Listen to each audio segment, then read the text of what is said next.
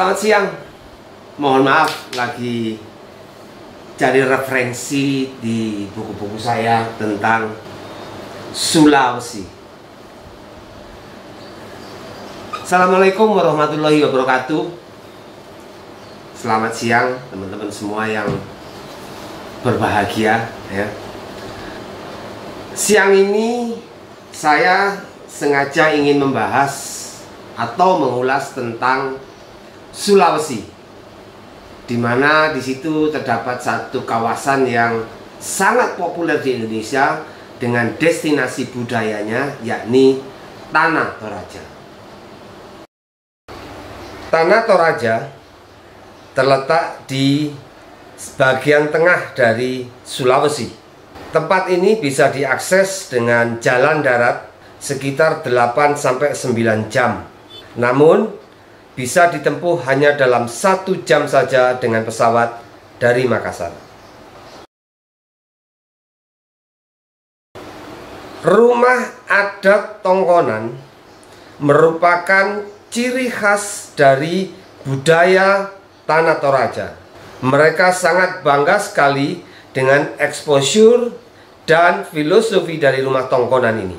Rumah adat Tongkonan sebetulnya bermakna tempat duduk atau berkumpulnya orang-orang yang terletak di bagian bawah dari rumah.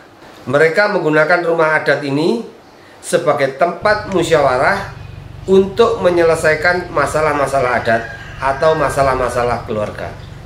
Atap rumah yang unik tersebut melambangkan sebuah perahu dan konon merupakan pengingat terhadap leluhur masyarakat Toraja sebagai pelaut.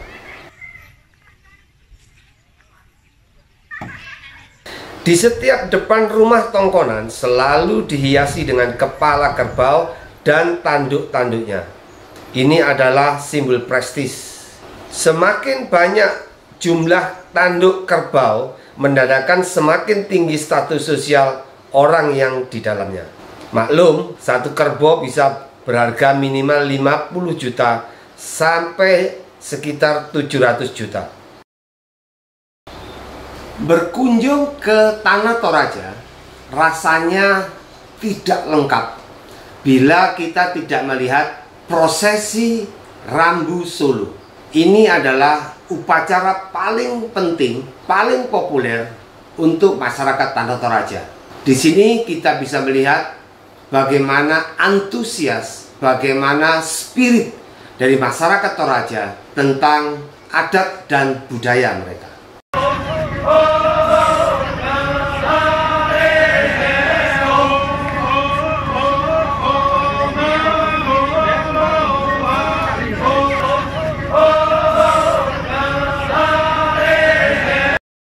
Bagi masyarakat Tanah Toraja, seseorang yang telah meninggal dunia belum akan mendapatkan kesempurnaan jika belum dimakamkan secara adat khusus yang disebut dengan Rambu Solo. Rambu Solo adalah upacara adat paling penting bagi masyarakat Tanah Toraja. Upacara ini dilakukan sebagai pengantar seseorang yang telah meninggal dunia menuju alam keabadian dan bergabung dengan leluhur yang telah lama mendahului mereka.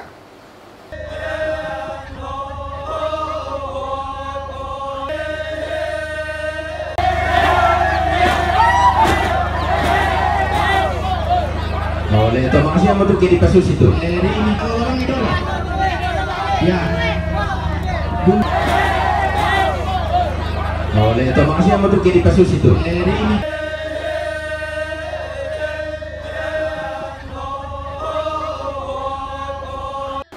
Tanpa melalui upacara ini, jasad orang tersebut akan tetap dianggap hidup, sehingga diperlakukan seperti layaknya keluarga yang sedang sakit atau lemah. Hingga suatu saat diadakan Rambu Solo, maka jenazah tersebut sudah sempurna dalam kondisi meninggal dunia.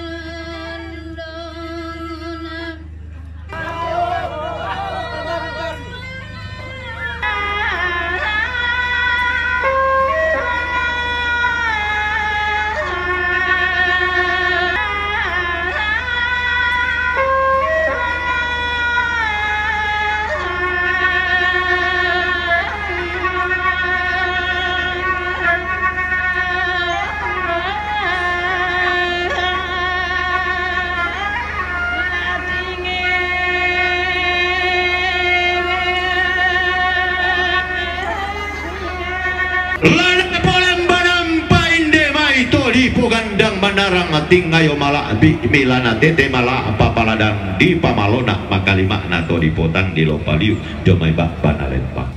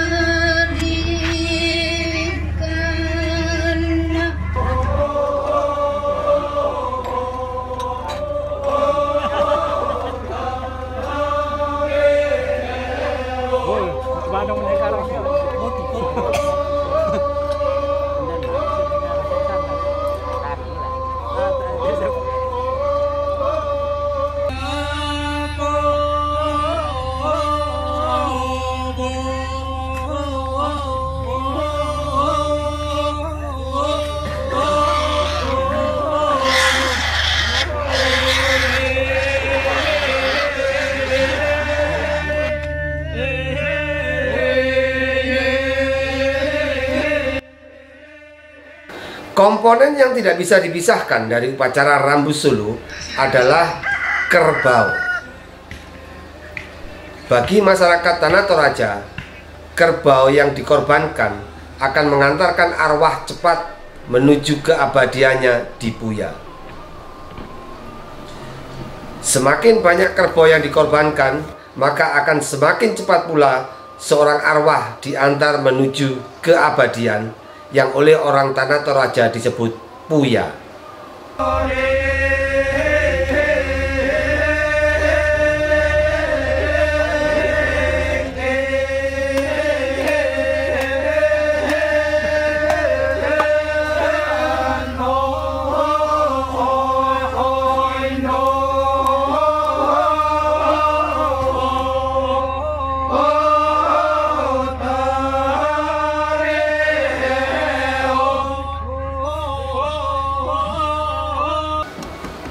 Itulah uraian singkat tentang upacara pemakaman Rambu Solo yang sangat mahal dan megah itu.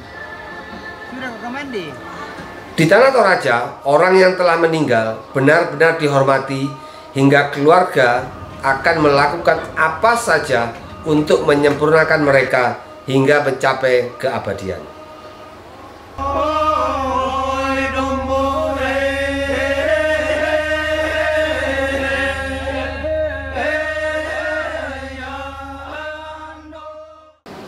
Tanah Toraja tidak hanya tentang Rambu Solo, tapi juga tentang angle-angle pariwisata menarik seperti landscape, kemudian juga tentang hal-hal lain yang berkaitan dengan budaya.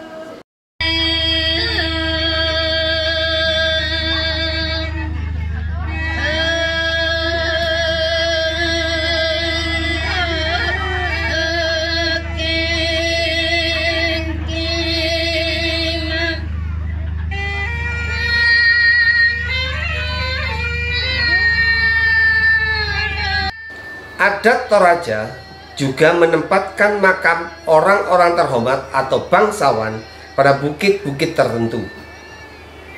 Semakin tinggi letak makam atau peti jenazahnya, maka berarti semakin tinggi pula derajatnya.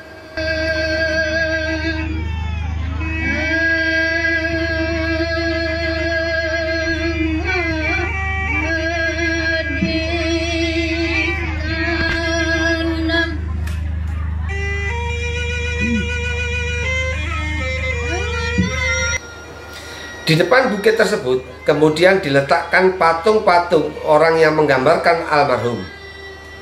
Patung-patung tersebut disebut dengan tau-tau.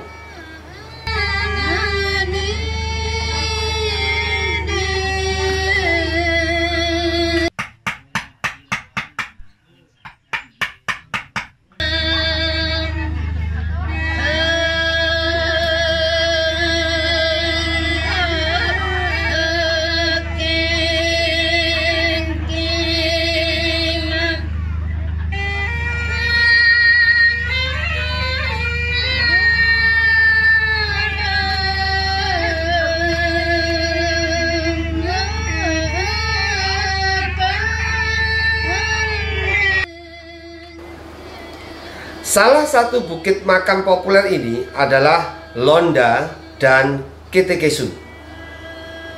Di sini kita masih bisa melihat peti-peti jenazah yang ditinggikan dan deretan patung-patung Tao tersebut yang sangat indah.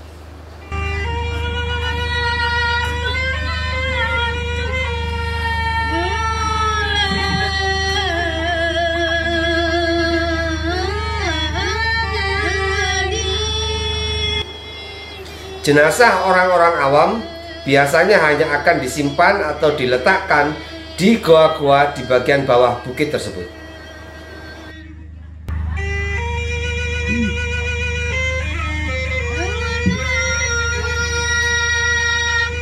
Di Toraja bagian utara terdapat sebuah situs dengan deretan menhir-menhir raksasa mirip Stonehenge di Inggris.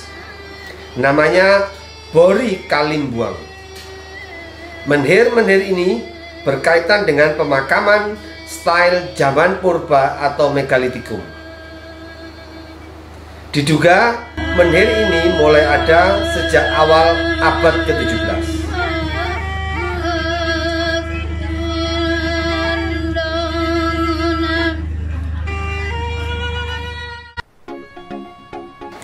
Sebagai kawasan pegunungan, wajar bila tanah Toraja juga memiliki angle-angle ikonik populer yang disebut negeri di atas awan, yakni sebuah kawasan dataran tinggi dan jauh di atas dari tanah Toraja itu sendiri. Spot-spot seperti ini contohnya adalah Totombi. Pemandangan dari sini begitu indahnya, apalagi ketika matahari terbit. Suasana yang mistis, biru bercampur dengan kuning oranye sangat menggugah hati. Pastinya jangan sampai terlewat jika berkunjung ke tanah Toraja untuk negeri di atas awan ini. Demikian kawan, sedikit tanah Toraja. Semoga apa yang saya presentasikan khususnya tentang angle-angle fotografi cukup bermanfaat bagi teman-teman hingga suatu saat akan mendapat ide untuk berkunjung ke tanah Toraja. Sekali lagi mohon dukungan, subscribe, like, juga mungkin memberi komen-komen di bawah ini untuk saya lebih semangat lagi dalam membuat destinasi-destinasi di Indonesia lainnya. Terima kasih. Wassalamualaikum warahmatullahi wabarakatuh.